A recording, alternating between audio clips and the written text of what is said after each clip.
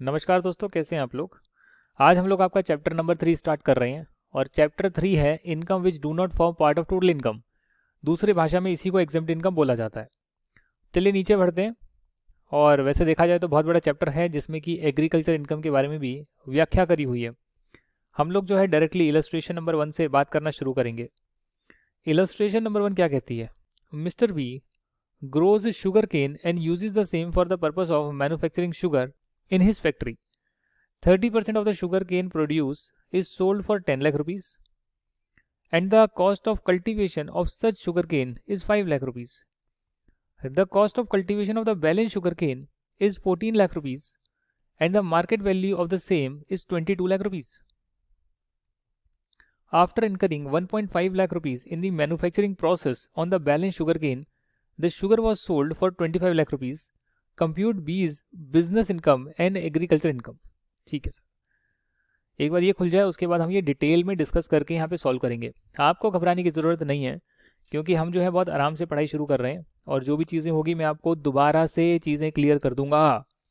कभी भी किसी को डाउट लगे you are free to ask it again. यार आपको मैंने इतनी प्रिविलेज दी है, मुझे व्हाट्सएप कर दो, स्टडी ग्रुप्स में पूछ लो, दोबारा से एक्सप्लेन करने के लिए मैं तैयार हूँ। दोबारा से एक्सप्लेन करने के लिए मैं तैयार हूँ, बट क्या आप तैयार हैं पढ़ने के लिए, क्वेश्चन पूछने के लिए? अपनी एक्टिवनेस दिखा रहे हैं आप? आपको दिखानी पड़ेगी दोस्तों। बात करेंगे मिस्टर बी की। मिस्टर बी क्या करा इन्होंने, दोबारा से देखेंगे। इन्होंने 30% प्रोड्यूस को बेचा है 10 लाख में। तो अगर मैं बात करूं तो 30% का जो प्रोड्यूस है उसको सेल कर दिया है 10 लाख रुपीज़ में। एंड कॉस्ट ऑफ कल्टीवेशन जो थी वो थी 5 लाख रुपीज़। इसकी कॉस्ट थी 5 लाख। तो कहीं ना कहीं आप देखेंगे 5 लाख रुपए की इनकी एग्रीकल्चर इनकम हो गई है। ये इन्होंने शुगर केन को बेचा है और शुगर केन एक एग्रीकल्चर प्रोड्यूस होता है। The cost of cultivation of the balance sugar cane 70%, जो बाकी का बच गया उसकी कॉस्ट थी 14 लाख। तो ये जो 70% का पार्ट है इसकी भी कॉस्ट आ रही है, वो है 14 लाख। और इसकी जो मार्केट वैल्यू थी वो है 22 लाख रुपीज़।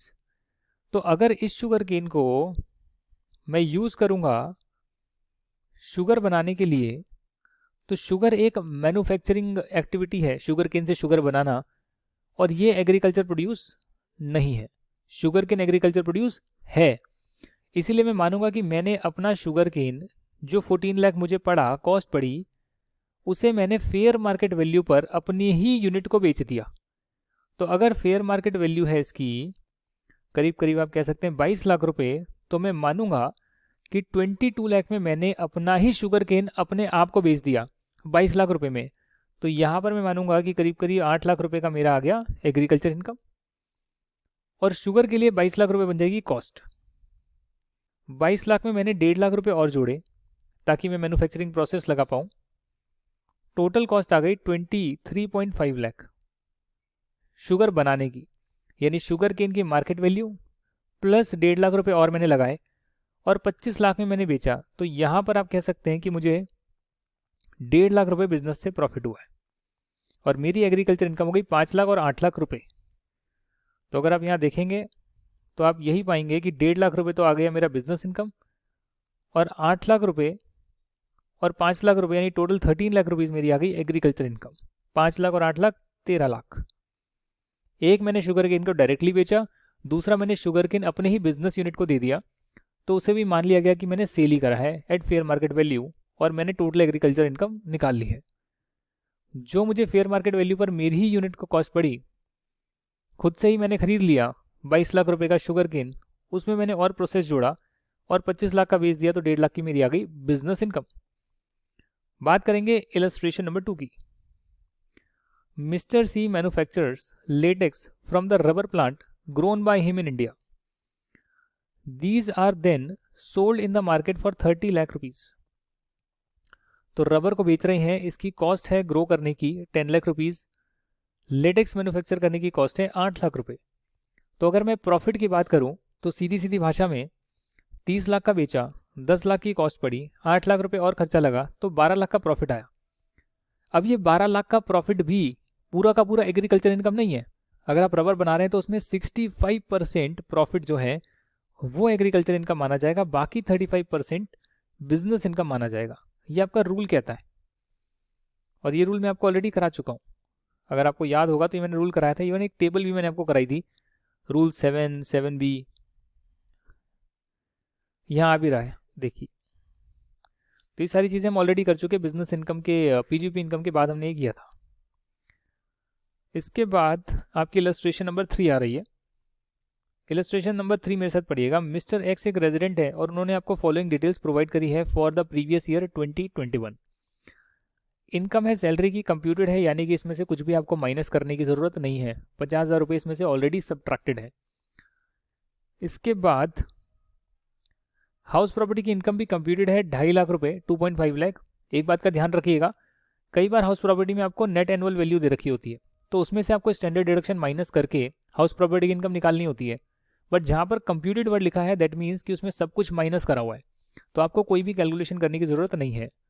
इनकी कुछ एग्रीकल्चर इनकम भी आई है जयपुर से, जयपुर से नहीं है, जयपुर में जो लैंड है उससे एग्रीकल्चर इनकम आई है 4,80,000 की। और इन्होंने कुछ एक्सपेंस भी इनकर करे हैं फॉर अर्निंग एग्रीकल्चर इनकम, वो है 1,70,000। तो 4,80,000 में से अगर आप 1,70,000 माइनस करेंगे तो करीब करीब आपका आएगा 3,10,000। तो एक्चुअली में इनकी 3,10,000 की एग्रीकल्चर इनकम है।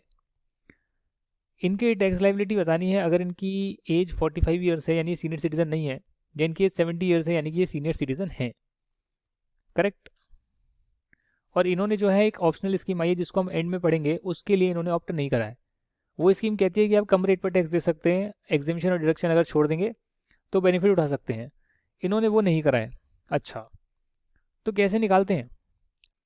अगर इनकी नॉन एग्रीकल्चर इनकम 2.5 लाख रुपये से ज़्यादा है, यानी बेसिक एग्जेम्पशन लिमिट से ज़्यादा है, और एग्रीकल्चर इनकम जो है वो 5,000 रुपये से ज़्यादा है, उस केस में हम एक इनडायरेक्ट मेथड फॉलो करते हैं। उस इनडायरेक्ट मेथड में हम क्या करते हैं कि जो भी इनकी सारी इनकम है, सैलरी की, हाउस प्रॉपर्टी की, और 3,10,000 रुपये नेट एग्रीकल्चर इनकम, सबको जोड़कर इनकी टोटल इनकम निकालते हैं, और उस टोटल इनकम पर हम टैक्स कैलकुलेट करते हैं। टोटल इनकम पर हम टैक्स कैलकुलेट करते हैं। कैसे कैलकुलेट करा हुआ है? 5,30,000 में इन्होंने, अच्छा 5,30,000 में 3,10,000 नहीं जोड़ा क्योंकि ये एग्जेम्प्ट है, उसको अलग से ऐड कर 8,40,000 बनाया है। और फिर 8,40,000 यानी कि agriculture income plus non agriculture income को ऐड कर इस पर टैक्स निकाला है। तो टैक्स निकालना आप सभी को आता है, स्लैब रेट के हिसाब से आपको निकालना होगा। पहले 2.5 लाख तक कुछ नहीं लगेगा, फिर 2.5 से 5 लाख तक 5%, 5 लाख से ऊपर वाले पर 20%। तो ऐसे आप निकाल सकते हैं और ये आपका टैक्स निकल जाएगा। स्टेप 2 में हम क्या करते हैं? स्टेप 2 में हम एग्रीकल्चर इनकम को रखते हैं और उसमें बेसिक एग्जेम्पशन लिमिट जो भी इस व्यक्ति की है उसे ऐड कर देते हैं, क्योंकि जब हम इस पर टैक्स निकालेंगे तो पहले 2.5 लाख तक कोई टैक्स नहीं लगेगा, और फिर ऊपर वाले पोर्शन पे जो एग्रीकल्चर इनकम है उस पर टैक्स निकलेगा। तो वो कितना निकल रहा है वो हमने देख लिया स्लैब रेट के हिसाब से। पहले में दोनों चीज़ें एडिड थी, दूसरे में सिर्फ एग्रीकल्चर इनकम है, तो पहले में से दूसरे को माइनस कर देंगे, और इस अमाउंट में जो है एजुकेशन सेस अगर सरचार्ज लगना है या रिबेट मिलनी है, जो भी मिलनी है वो एडजस्टमेंट के बाद आप टैक्स देंगे। यहाँ पर कोई रिबेट विबेट का कॉन्सेप्ट नहीं लग रहा क्योंकि 5 लाख रुपये से ज़्यादा की टोटल इनकम है। सरचार्ज भी नहीं लगेगा क्योंकि 50 लाख से कम की इनकम है। तो ऐसे जो है ये टैक्स निकालेंगे। अगर यही इनकी एज 70 ईयर्स हो जाए तो इनकी बेसिक एग्जेम्पशन लिमिट जो है वो 3 लाख रुपीज़ की हो जाएगी। तो क्या करेंगे ये पहले 3 लाख तक कोई टैक्स नहीं लगेगा और उसके बाद के पोर्शन पे टैक्स लगेगा। तो 8,40,000 पे अब टैक्स निकल कर आएगा 78,000, जो पहले आ रहा था 80,500। इसके बाद जो है बाकी का जो 3,10,000 है एग्रीकल्चर इनकम जो है, जब आप स्टेप 2 में उसकी इनकम निकालेंगे तो उसमें भी आप 3 लाख जोड़कर निकालेंगे, और पहले 3 लाख एग्जेम्प्ट होंगे, बाकी वाले पोर्शन पर टैक्स निकलेगा, तो वो निकल कर आएगा 32,000। पहले में से दूसरे को सब्ट्रैक्ट कर देंगे और ये आपका जो है एजुकेशन सेस ऐड कर इनकम टैक्स निकल जाएगा जो इनको पे करना है। Illustration number 4, mister A member हैं हिंदू अडेड फैमिली के और उनको 10,000 रुपीज़ मिलता है share from the income of the HUF. Is such income includable in his chargeable income? Examine with reference to the provisions of Income Tax act.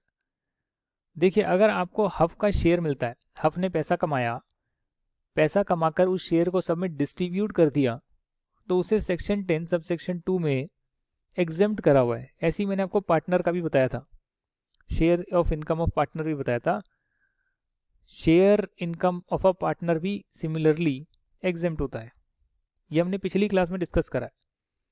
Illustration 5, compensation अगर receive होगा disaster के लिए और लोकल अथॉरिटी से receive होगा किसी individual को, उसके लीगल हियर को, तो क्या ये टैक्सेबल है? द आंसर इज नो, ये टैक्सेबल नहीं है। डिजास्टर में अगर गवर्नमेंट रिलीफ देती है, और आपने देखा होगा चेन्नई फ्लड आए, कहीं और फ्लड हुआ, कुछ लैंडस्लाइड आ गया, कुछ भी होता है डिजास्टर, तो गवर्नमेंट भी कुछ अनाउंस करती है भी जो जख्मी हुए हैं या जिनकी डेथ हो गई है उनके फैमिली मेम्बर्स को, या जो जख्मी हुए हैं उनको भी कंपनसेशन देंगे। डेथ जिनकी हो गई उनकी फैमिली मेम्बर को 5-5 लाख रुपए, और जहाँ पर नॉर्मल कुछ कैजुअलिटीज़ हुई है, इंजर्ड हो गए हैं, भारी चोट लगी है, तो 1-1 लाख रुपए उनको मिलेंगे। तो ऐसे गवर्नमेंट करती रहती है, तो वो उनके लिए टैक्सेबल नहीं होगी जो उन्हें पैसे मिले। अच्छा, इलस्ट्रेशन 6, सिक्किमीज इंडिविजुअल, ये तो आपको लोचा मालूम है ना कि सिक्किमीज वुमेन नॉन सिक्किमीज के साथ शादी नहीं कर सकती।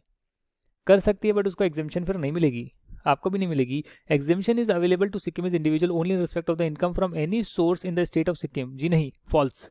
क्यों? सिक्किम के हो, सिक्किम में कमाओ, पूरा एग्जेम्प्ट है, पर डिविडेंड तो कहीं से भी आ सकता है, पर डिविडेंड तो कहीं से भी आ सकता है, इंटरेस्ट तो कहीं से भी मिल सकता है। जो आपने बैंक में डाला है, किसी कंपनी में डाला है, वो सिक्किम की ना हो तो भी होगा, उसका डिविडेंड या इंटरेस्ट मिलेगा तो भी एग्जेम्प्ट होगा। जी हाँ, तो वो आपको ऑल इंडिया बेसिस पे एग्जेम्प्ट हो सकता है। ठीक, एक्सपेक्टेड टाइम ऑफ रिजल्ट मुझसे पूछा जा रहा है सीए का।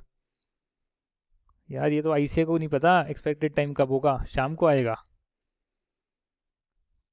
ये होमवर्क है, ये होमवर्क है, कुछ तो होमवर्क भी करो। ये भी होमवर्क है। पहले 100% एक्सपोर्ट प्रॉफिट पे छूट, फिर 50% और बाद में 50% अगर आप उसको एक अलाउंस रिजर्व में डाल देते हैं, इन्वेस्टमेंट में डाल देते हैं, री इन्वेस्टमेंट अलाउंस रिजर्व, ऐसा कुछ है। नामकरण है, क्या फ़र्क पड़ता है, अल्टीमेटली तो प्लांट एंड मशीनरी के लिए यूज़ करना है। इलस्ट्रेशन 7 में आपको कराऊंगा, वाई लिमिटेड जो है आपको ये डिटेल्स दे रही है। इनका टोटल टर्नओवर यूनिट ए का है जो स्पेशल इकोनॉमिक जोन में लोकेटेड है, 100 लाख रुपीज़, मतलब 1 करोड़ हो गया ना। 1 करोड़ रुपए इनका टोटल टर्नओवर है यूनिट ए का, जो unit A special economic zone में लोकेटेड है। यूनिट ए का जो प्रॉफिट है वो है 30 लाख रुपीज़। यूनिट ए ने एक्सपोर्ट करा है 50 लाख का। Total turnover of unit B जो डोमेस्टिक टैरिफ एरिया में है वो है 200 लाख, और profit of the business of unit B है 20 लाख। ये क्या दे दिया, अजीब अजीब, अजीब और गरीब, ये क्या चीज़ दे दी है? देखिए मैं आपको समझाता हूँ। ये हमारा इंडिया है, मैं सिर्फ पूरा हिस्सा नहीं बना रहा हूँ, कम हिस्सा बना रहा हूँ, ठीक है ना। ये अगर हमारा इंडिया है तो ये स्पेशल इकोनॉमिक जोन है। कुछ स्पेशल इकोनॉमिक जोन के बाहर के एरिया को डोमेस्टिक टैरिफ एरिया बोला जाता है। बात समझ में आ गई? तो जो आपका स्पेशल इकोनॉमिक जोन है वो ज़्यादातर एक्सपोर्ट ही करते हैं, उसी लिए बने होते हैं। पर कुछ कंडीशन में ऐसा भी हो सकता है कि उन्होंने जो है डोमेस्टिकली अपने प्रोडक्ट को सेल कर दिया हो, एक्सपोर्ट की डिमांड नहीं आ रही है, बाहर एक्सपोर्ट नहीं हो रहा है, तो वो उसको डंप करने के लिए डोमेस्टिक भी जो है उसको बेच सकते हैं कुछ सिनेरियो में। अब अगर यहाँ पर देखेंगे कि जो प्रॉफिट आ रहा है, तो प्रॉफिट है इनका यूनिट ए का 30 लाख, एक्सपोर्ट टर्नओवर है 50 लाख का, और टोटल टर्नओवर है 100 लाख का। यानी बाकी का जो 50 लाख रुपीज़ है वो डोमेस्टिक टैरिफ एरिया में यूनिट ए ने बेचा होगा। हमें सिर्फ यूनिट ए की बात करनी है क्योंकि unit A special economic zone में लोकेटेड है। तो हम सिर्फ यूनिट ए का प्रॉफिट देखेंगे कि भैया आपने 30 लाख कमाया, 30 लाख जो आपने कमाया प्रॉफिट टोटल 100 लाख के टर्नओवर का, तो 50 के हिसाब से कितना होगा, एक्सपोर्ट के हिस्से में कितना आएगा, तो वो आएगा 15 लाख। तो ये 15 लाख का जो टर्नओवर है ये आपके लिए जो है एग्जेम्प्ट हो जाएगा। अगर आप ईयर काउंट करेंगे तो पता लगेगा 16-17, तो 17 हो गया, 18-19-20 और 21, तो 5वां साल ही है। तो 5 साल तक आपका 100% का एक्सपोर्ट प्रॉफिट जो एक्सपोर्ट के हिस्से में जा रहा है वो पूरी तरह से एग्जेम्प्ट होता है। तो ये 15 लाख रुपीज़ पूरी तरह एग्जेम्प्ट होगा। सिंपल सी बात है। जो यूनिट बी है वो तो डोमेस्टिक टैरिफ एरिया में लोकेटेड है, उसके लिए डिडक्शन या एग्जेम्पशन नहीं है। मतलब वैसे एग्जेम्पशन होती है बट इसे डिडक्शन भी बोलते हैं कि प्रॉफिट निकाल कर उसमें से माइनस कर लेते हैं। तो no deduction under section 10 is allowable in respect of unit B, क्योंकि वो डोमेस्टिक टैरिफ एरिया में लोकेटेड है। लेट अस रिकैपिटुलेट आ गया। अब करेंगे कुछ और क्वेश्चन आंसर्स आपके। Question number 1, examine whether the following incomes are chargeable to tax and if so compute the amount liable to tax. Arvind को रिसीव हो रहा है 20,000 as a share from the income of हफ। हफ का एक बिजनेस है, business से वो इनकम कमा रही है। इनकम जो है उसका जितना हिस्सा बनता है जिस जिस मेंबर का, उसको उतने हिस्से में जो है डिस्ट्रीब्यूट हो रही है। तो हफ ने जब इनकम कमाई तो उस पर उसने टैक्स दिया। टैक्स देने के बाद उसने सिर्फ डिस्ट्रीब्यूट करा है, उस डिस्ट्रीब्यूशन में दोबारा से टैक्स नहीं है, वो एग्जेम्प्ट है, तो यहाँ पर कोई टैक्स नहीं लगेगा। मिस्टर जेवियर परमवीर चक्र अवॉर्डी हैं, formally in the service in the central government, उन्हें पेंशन मिलती है। परमवीर चक्र अवॉर्डी को जो पेंशन मिलती है वो टैक्सेबल नहीं होती है। एग्रीकल्चर इनकम एक रेजिडेंट को मिल रही है from a land situated in Malaysia, तो मलेशिया में सिचुएटेड है, इंडिया में नहीं है, ये टैक्सेबल होगा। रेंट मिला है 72,000 का receive for letting out agriculture land for a movie shooting. Agriculture land को रेंट पर दिया है मूवी शूटिंग के लिए, टैक्सेबल होगा। तो ये आपका क्लियर हो गया, ठीक है ना, क्योंकि एग्रीकल्चर पर्पस के लिए अगर आप रेंट देंगे तो एग्जेम्प्ट होता है, मूवी शूटिंग के लिए देंगे तो एग्रीकल्चर पर्पस नहीं है, इसके लिए उससे आने वाली इनकम टैक्सेबल होती है, रेंट की definitely. Examine the taxability of agriculture income under the income Tax Act 1961। देखिए वैसे तो 10(1) में एग्जेम्प्ट है, बट कुछ लोगों के लिए यानी कि HUF, AOP, BOI, artificial juridical person के लिए, इंडिविजुअल के लिए डेफिनेटली एक इनडायरेक्ट मेथड निकाला गया है और उसके हिसाब से टैक्स देना होता है। साथ ही में कुछ रूल्स भी हैं, रूल 7A 7B और 7B के 2 हैं, 1 और 2, और रूल नंबर 8 जिसमें डिफाइन करा हुआ है कि रबर, कॉफ़ी, टी में कितना परसेंटेज एग्रीकल्चर इनकम होगा और कितना बिजनेस इनकम होगा। तो पहले नॉर्मल बिजनेस की तरह कैलकुलेट करिए और प्रॉफिट के 2 टुकड़े कर लीजिए कि ये एग्रीकल्चर है और ये मेरा बिजनेस का है। Question number 3, whether the income derived from sapling or seedling grown in a nursery is taxable under the income tax act? The answer is no.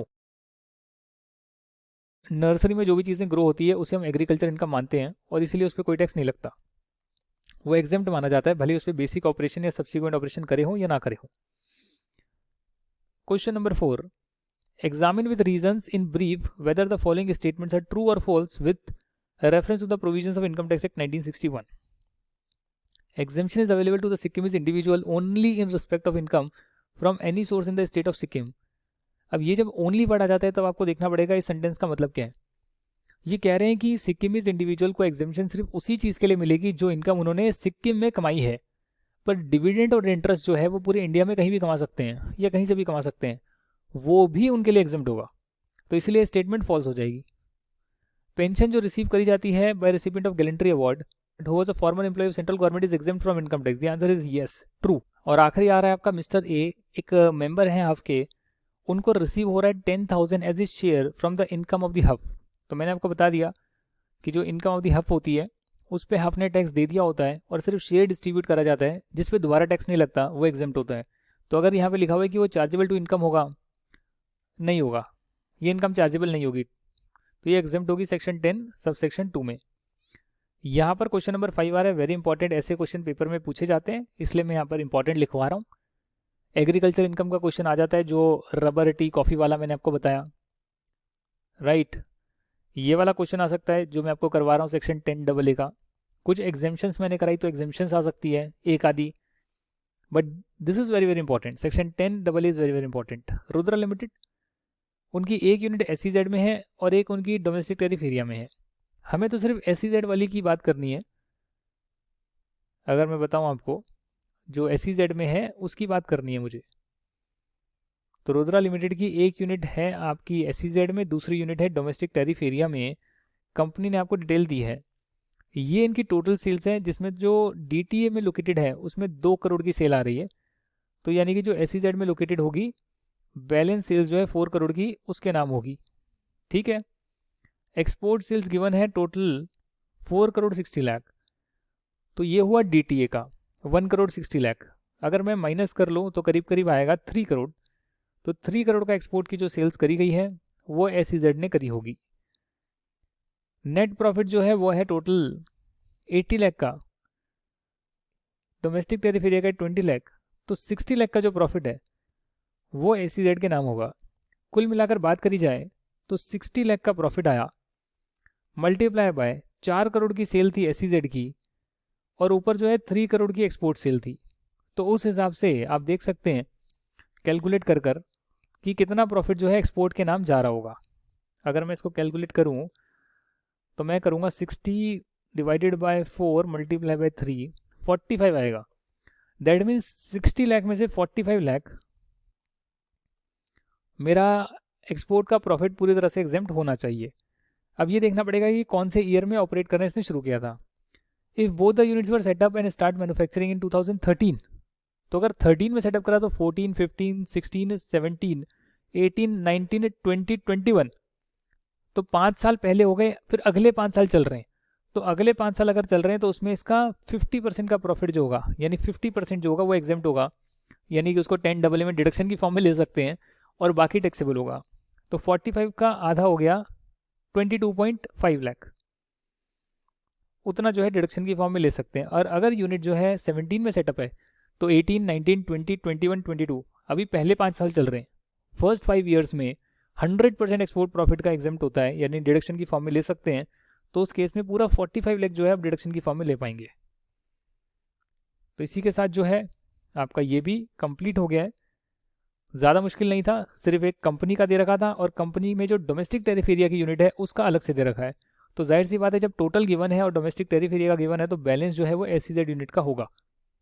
तो वो आपको पहले निकालना पड़ेगा और SEZ का जो भी आ गया उसके हिसाब से उसका कितना एक्सपोर्ट प्रॉफिट बनता है वो निकाल सकते हैं, और किस ईयर में वो ऑपरेट कर रही है उसके हिसाब से 100% की डिडक्शन मिलेगी या 50% की मिलेगी वो आप देख सकते हैं। तो इसी के साथ आपका एग्जामिनेशन के सारे क्वेश्चन एंड आंसर्स हमने डिस्कस कर ली हैं। आई होप आपको सारी चीज़ें समझ में आई होगी। अगर कोई भी डाउट है तो आप मुझसे पूछ सकते हैं लर्न जब के स्टडी ग्रुप्स में, और मैं डाउट्स लेने के लिए हमेशा तैयार रहूँगा। नेक्स्ट क्लास में हम लोग स्टार्ट करेंगे आपका डिडक्शन का चैप्टर, जिसमें 2 या 3 क्लासेस लगेगी और फिर आपके सारे क्वेश्चन आंसर्स जो है बुक से भी डिस्कस करे जाएंगे। तो अगली जो 4 क्लासें हैं, 4 से 5 क्लासेस हैं, कोशिश करेंगे 4 क्लासेस जो हैं नेक्स्ट 4 क्लासेस में आपका डिडक्शन हो जाए और फिर TDS, TCS और एडवांस टैक्स हो जाए। जैसे ये होता है आपका मेजरली इनकम टैक्सेशन जो है कंप्लीट हो जाएगा, क्योंकि उसके बाद सिर्फ 2 चैप्टर बचेंगे ना। एक तो आपका हो गया रिटर्न फाइलिंग और एक हो गया salary, not a major deal. तो तैयार रहिएगा। Thank you for watching this video. जय हिंद एंड बाय बाय।